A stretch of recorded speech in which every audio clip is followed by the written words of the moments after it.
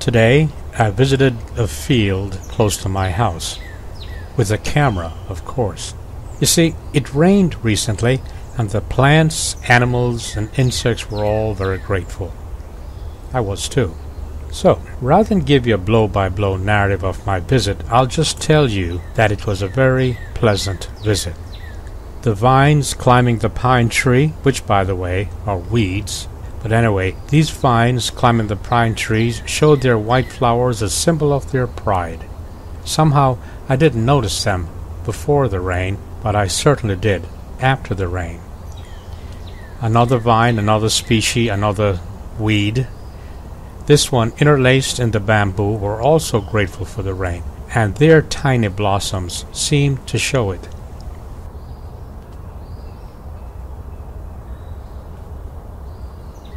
These blossoms are pretty, aren't they?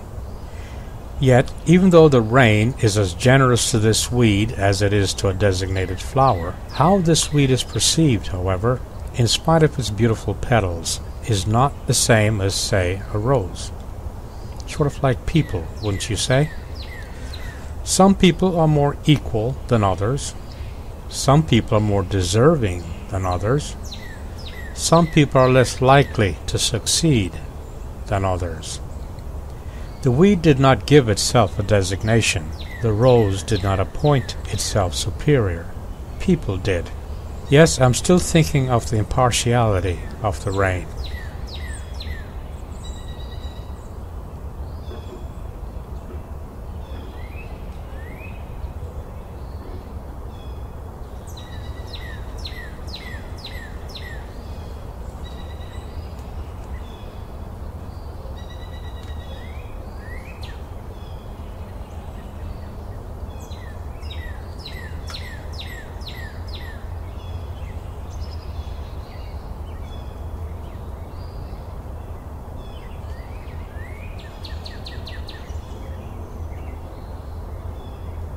Underneath and on the tiny leaves of this vine were also tiny insects, hiding perhaps, but grateful nonetheless.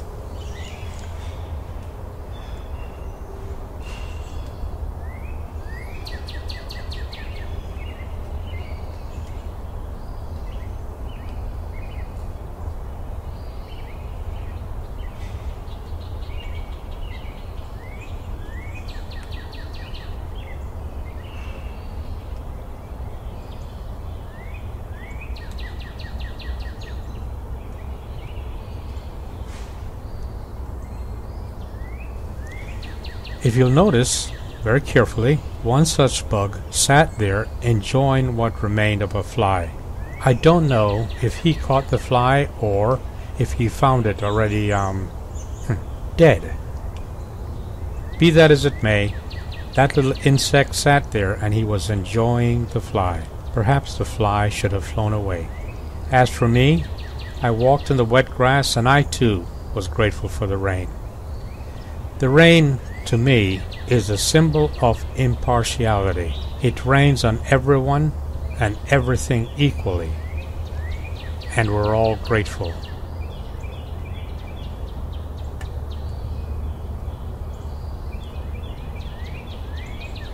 As I look at this drama, the bug versus the fly, I cannot help but think, lucky for the bug and not so lucky for the fly. What kind of bug is that anyway? This drama is sort of like the robins outside after the rain. Lucky for the robins and not so lucky for the worms. You know, it just dawned on me that this may be a good time to invite newcomers to my videos and to issue to you a hearty welcome. My videos are designed to instigate conversations instead of confrontations. Confrontations are excellent for TV dramas. On any given night, tonight I'll bet you're bombarded with police and the confrontations between citizens and police. Violence, you see, sells products, and violence is all about making money. It's about the economy. Eventually, of course, life imitates art, but I think the debate and sharing of ideas is far more civilized. so I don't always know what I'm talking about, but you do. So consider this an invitation to join the conversation. Speaking of that, I just had another thought.